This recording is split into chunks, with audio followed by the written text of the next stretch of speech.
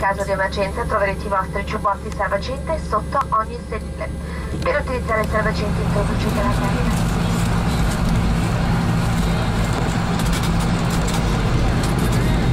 Ah, quanto diretto?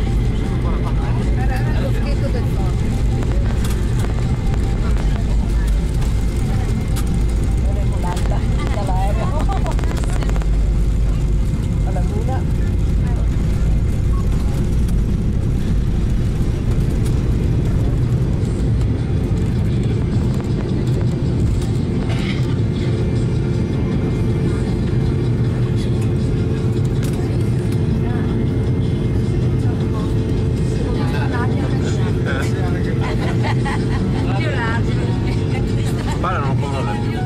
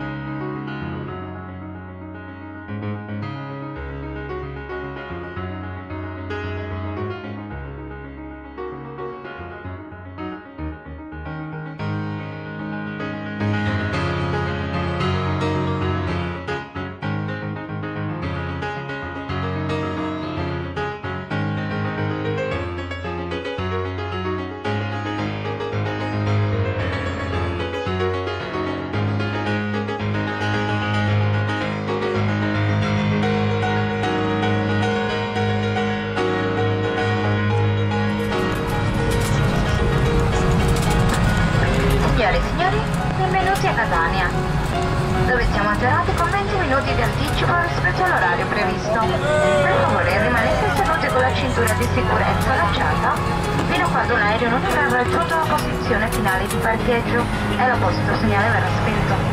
Fate attenzione nell'aprire le cappelliere, ricordate di prendere i vostri effetti personali e di controllare il vostro sedile prima di lasciare l'aereo per assicurarvi di non dimenticare nessun oggetto a bordo. I telefoni cellulari devono rimanere spenti fino all'apertura della porta. Vi ricordiamo che è severamente vietato fumare in tutto l'aeroporto, ad eccezione di eventuali aree fumatori.